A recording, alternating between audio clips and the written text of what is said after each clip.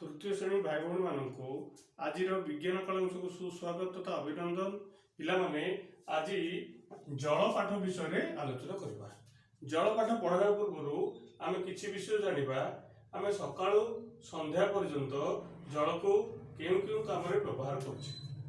तापरे आम घरे जल को केउ केउ काम रे व्यवहार करछे। पिलामाने देखो दांत घसीबा, शौच हेबा, बासन कुसन धोइबा, पानी पीबा, मुंह धोइबा, लुगा सफा करबा, गाड़ी मोटर सफा करबा, गाधोइबा, खाद्य रांधिबा, गछरे पानी देबा, परिबा धोइबा, गाय गोरु को खुआइबा इत्यादि काम रे आमे जल को व्यवहार करछे।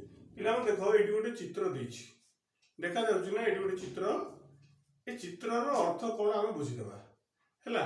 देखो जल रे जल जीव जथा माछ, बेंग, गेंडा, हंस, बतक आदि बास करती। गोटे चित्र दिखाई।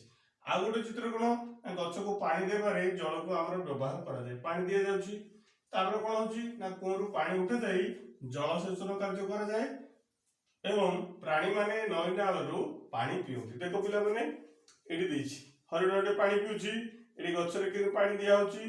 जल जीव माछ, गेंडा, हंस एमाने होचंती जल रुहंती। देखो एडी कूरु पानी बाहर करा जाए जल सेचन करा जाउछि। तापर पिला माने आ गोटे जिंस जानिबा आम शरीर विषय। जो आम शरीर अछि शरीर ओजन 70 भाग होछि जल। आम शरीर जो अछि यदि 100 केजी हम शरीरटा से 70 केजी होछि जल।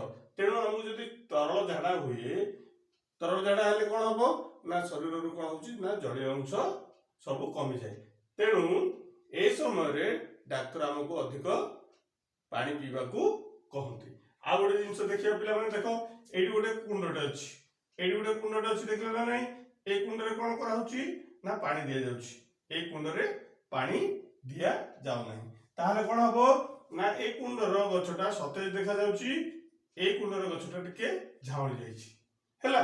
तेणु आमे कोन करछे ना गछ को सब बेला आमे पानी दउछि। ताहाले आमे कोन जानिले ना ताहाले आमे जानिले जे गछलता, पशु पक्षी, मनीष केही जल बिना बंची पारिबे नहीं। तेणु जलर अन्य नाम होछि जीवन। तापर पिला हम जानिबा ना जलर उत्स। आमे जल को केउ केउ ठार पाउछि। देखो नलकूपरु पाउछे, कूरु पाउछे, पोखरीरु पाउछे, समुद्ररु पाउछे, ह्रदरु पाउछे, केनालरु पाउछे, नदी, झरणा इत्यादि पाउछे। एगुडी होउछि हमर कोन जलर गोटे गोटे उत्स।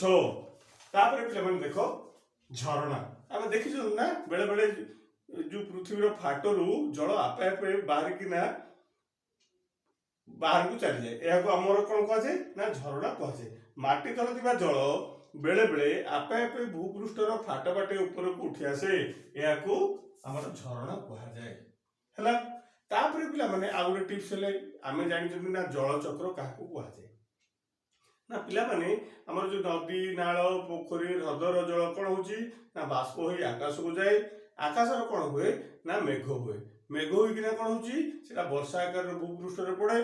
सेही जल कोन होछि नदी पोखरी को जाए। आ बळका जल कोन होछि ना माटी भीतर को चली जाए। एही परि बारंबार जति हमर जल ऊपर को जाई तळ को आसे एहा को हमर जल चक्र कहा जाए। पिला माने जल विषय तो हम जानिले। आजिरो कांश को एडी रखिबा।